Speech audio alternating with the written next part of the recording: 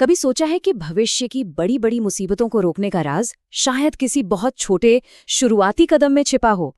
आज हम एक 9वीं क्लास की स्टूडेंट के बड़े ही दिलचस्प प्रोजेक्ट को समझने वाले हैं, जो हमें तैयारी करने के बारे में एक बहुत ही जबरदस्त सबक सिखाता है। और बस यही एक लाइन, यही एक सोच इस पूरी कहानी का दिल है। एक बिल्कुल सीधा साधा आइडिया कि अगर हम शुरुआत में ही छोटे छोटे सही कदम उठा लें तो बाद में आने वाली बड़ी परेशानियों से बच सकते हैं। तो चलिए देखते हैं कि कैसे एक स्टूडेंट ने कंप्यूटर मॉडल का इस्तेमाल करके इस सच्चाई को सबके सामने रखा। तो सवाल उठता है कि ये प्रोजेक्ट आखिर शुरू ही क्यों हुआ।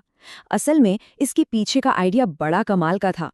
सोचिए, एक बहुत ही पेचीदा और खतरनाक समस्या, उसे असल दुनिया में टेस्ट किए बिना, किसी को भी खतरे में डाले बिना कैसे समझा जाए।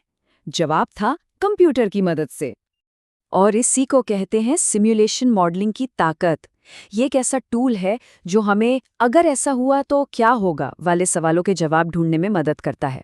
और कमाल की बात यह है कि इस मामले में एक 9th क्लास के छात्र ने इसका इस्तेमाल ये समझने के लिए किया कि इंसानी जिंदगी में होने वाले नुकसान को कैसे कम किया जा सकता है। तो चलिए पहले एक्सपेरिमेंट पर आते हैं, अनियंत्रित सिमुलेशन। इसे हमारी बेसलाइन या स्टार्टिंग पॉइंट समझ लीजिए। ये हमें दिखाता है कि अगर कुछ भी न किया जाए तो कोई वायरस किस तरह फैलता है। तो मॉडल के इस पहले रन में सब कुछ सेट किया गया, जैसे लोग कैसे मिलते जुलते हैं, वो ठीक कैसे होते हैं, कहाँ कहाँ जाते हैं। लेकिन एक बहुत ज़रूरी चीज़ गायब थी, कोई भी सेफ्टी मेजर नहीं। मतलब ये एक ऐसा सीन था जहां हालात को पूरी तरह अपने भरोसे छोड़ दिया गया। और नतीजे सच कहूं तो काफी चौंकाने वाले थे। छात्र ने साफ साफ देखा कि कैसे इन्फेक्शन एक नकली दुनिया में जंगल की आग की तरह फैल गया, बिल्कुल बेकाबू। अब जरा इस स्लाइड को देखिए। जो चीज यहां सबसे ज्यादा ध्यान खींचती है वो है इसका विजुअल इम्पैक्ट। ये जो ऊंचा सा बार दिख रहा है ना, ये दिखाता है कि बिना किसी एक्शन के इन्फेक्शन की लहर कहां तक पहुंच सकती है। यही वो असली प्रॉब्लम है जिसे सुलझाना है। और यहीं से कहानी एक दिलचस्प मोड़ लेती है। जब हमारी बेसलाइन यानी स्टार्टिंग पॉइंट तय हो गया तो उसके बाद सिमुलेशन में एक बहुत ही अहम, सिर्फ एक छोटा सा बदलाव किया गया। ये वो साइंटिफिक तरीका है जो स्टूडेंट ने अपनाया। स्टेप 1 से 4 तक सब कुछ पहले जैसा था। और फिर आता है स्टेप नंबर 5, जो कि एक गेम चेंजर है। यहीं पर मॉडल में पहली बार शुरुआती बचाव के उपाय जोड़े गए और फिर सिमुलेशन को दोबारा चलाया गया। तो फाइनल रिजल्ट के ग्राफ पर जाने से पहले जरा इन दोनों तरीकों के फर्क को समझते हैं।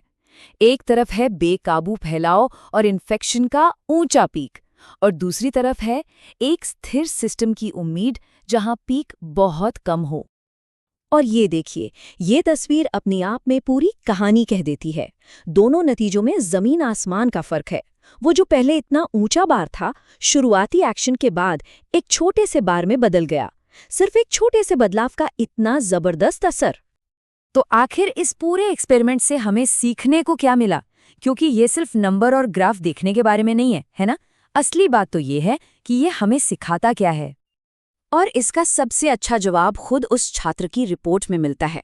उन्होंने लिखा कि ये साफ तौर पर साबित हो गया कि प्रॉब्लम शुरू होने के बाद एक्शन लेने से कहीं ज्यादा बेहतर है कि पहले से ही प्लानिंग करके चलें। सीधी सी बात है, रोकथाम इलाज से बेहतर है। तो चलिए फटाफट से मुख्य बातें दोहरा लेते हैं। पहली, बिना एक्शन के इन्फेक्शन बहुत तेजी से फैलता है।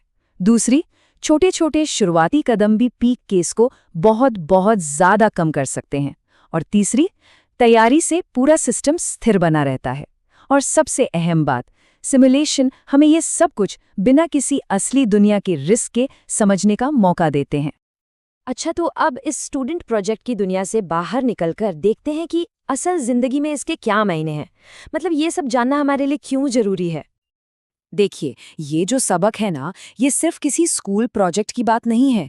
इसका सीधा कनेक्शन है पब्लिक हेल्थ प्लानिंग से, बीमारियों को रोकने की रणनीतियों से, और यहाँ तक कि किसी भी आपदा की तैयारी से। और हाँ, जैसा कि छात्र ने अपनी रिपोर्ट में भी बताया, ये हेल्थ साइंस और डेटा एनालिसिस जैसे करियर के लिए भी बहुत ज़रूरी है। और ये एक बहुत ही गहरी बात है। ये सिर्फ जानना नहीं है, बल्कि जानकर उस पर अमल करना है।